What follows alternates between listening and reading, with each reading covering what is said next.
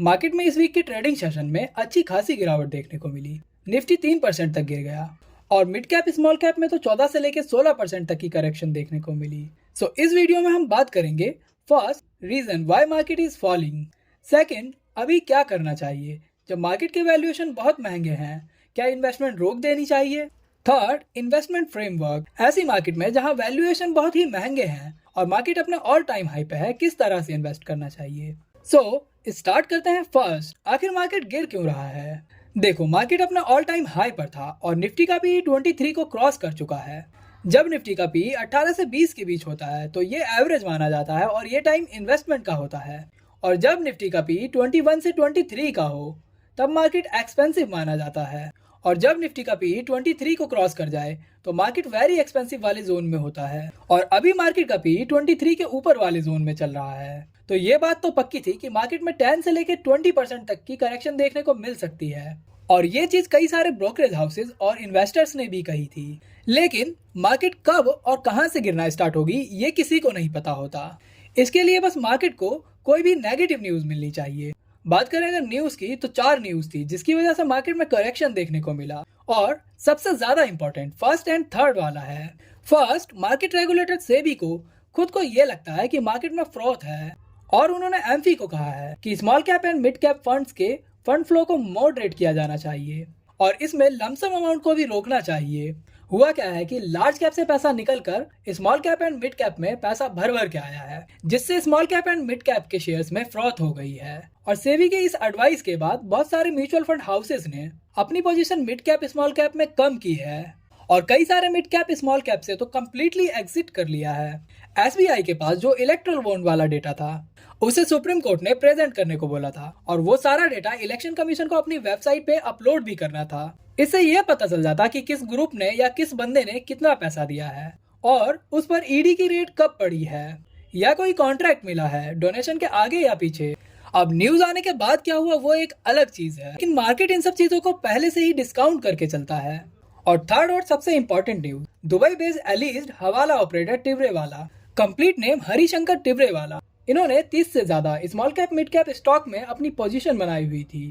ED के according invest किया गया सारा पैसा बाहर से गलत तरीके से लाया गया था और शेयर के प्राइसेस को मैनिपुलेट करने में यूज किया गया था। टिब्रेवाला लिस्टेड कंपनी के प्रोमोटर की हेल्प से अपने मोटे फंड का यूज करके स्टॉक मार्केट में शेयर प्राइसेस से खेल रहे थे और अप्रोक्सीमेट 1100 करोड़ के शेयर्स ईडी ने फ्रीज कर दिए हैं और साथ ही उनके एक एसोसिएट को अरेस्ट भी कर लिया गया है। और इसके बाद से ही जिसमें वो इन्वेस्टेड थे उसमें गिरावट देखने को मिली है और कुछ शेयर्स में तो लोअर सर्किट भी लगे हैं, जैसे जेंसॉल, विकास Ecotech etcetera. Fourth, Modi ji ने इलेक्शन कमीशन के मेंबर की सिलेक्शन के प्रोसेस को चेंज किया था। बेसिकली चीफ जस्टिस को इलेक्शन कमीशन के पैनल से हटा के सेंट्रल गवर्नमेंट के एक मेंबर को ऐड किया गया था। इसके अगेंस्ट कोर्ट में प्ली फाइल की गई थी और 15 तारीख को इसकी हियरिंग होनी थी। तो ये सारे न्यूज थे जिसकी मार्केट में करेक्शन देखने को मिली। कई बार ऐसा होता है मार्केट की पीक से 1-2 साल तक कोई भी रिटर्न नहीं बनता, लेकिन इस चीज को कोई भी नहीं बता सकता कि मार्केट कहां से गिरने वाला है। ऐसे टाइम पर अगर आप इन्वेस्टमेंट करते हैं जब मार्केट के वैल्यूएशन बहुत ही ज्यादा है और मार्केट में करेक्शन हो जाता है तो लॉस भी बहुत ज्यादा होगा। और अगर इन्वेस्टमेंट नहीं करते हैं तो ये तो नहीं पता कि मार्केट का पीक क्या होने वाला है और मार्केट कहां से गिरने वाला है, तो आप मार्केट में आगे आने वाली रैली को मिस कर सकते हैं। एक बात तो कंफर्म है कि ये टाइम लमसम इन्वेस्टमेंट का नहीं है। आप जो भी अमाउंट इन्वेस्ट करना चाहते हैं उसे डिवाइड करके इक्वल टाइम इंटरवल में कर सकते हैं। आप एक अमाउंट सेट कर सकते हैं कि मैं मंथली इतने ही इन्वेस्ट करूंगा, फिर चाहे मार्केट ऊपर जाए या नीचे। इन्वेस्टमेंट करते हुए एक बात का ध्यान रखना बेहद जरूरी है। बहुत सारी कंपनीज ऐसी हैं जो शायद गिरने के बाद 2-3 साल तक चले ही ना, क्योंकि बुल रन में तो कुछ भी चलता है। फिर चाहे कंपनी के फंडामेंटल अच्छे ना हो या कंपनी में ग्रोथ ना हो या फिर चाहे कंपनी के वैल्यूएशन महंगे हो, सारी कंपनीज चलती हैं।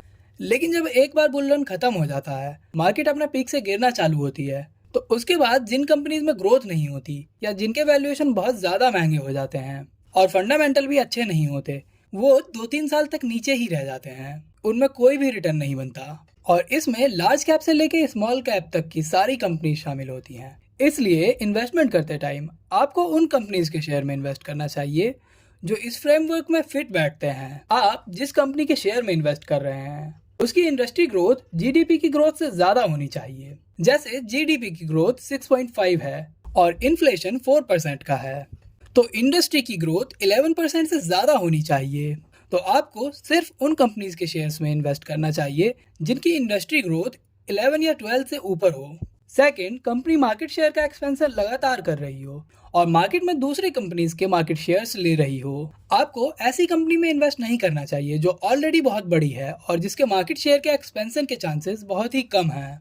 या फिर कंपनी बहुत छोटी है लेकिन मार्केट शेयर को एक्सपैंड करने के लिए एम्बिशियस नहीं है। एंड थर्ड, कंपनी ने अपने मार्जिन प्रोटेक्ट रखे हो, चाहे कॉस्ट कटिंग करके या फिर न्यू टेक्नोलॉजी का यूज करके, लेकिन कंपनी के मार्जिन स्टैटिक्स हो या कंपनी के मार्जिन बढ़ रहे हों। आप इन्वेस्टमेंट करने से पहले ये चेक जरूर करें कि आप जिस कंपनी के शेयर्स में इन्वेस्ट कर रहे हैं वो इस फ्रेमवर्क में फिट बैठती है या नहीं।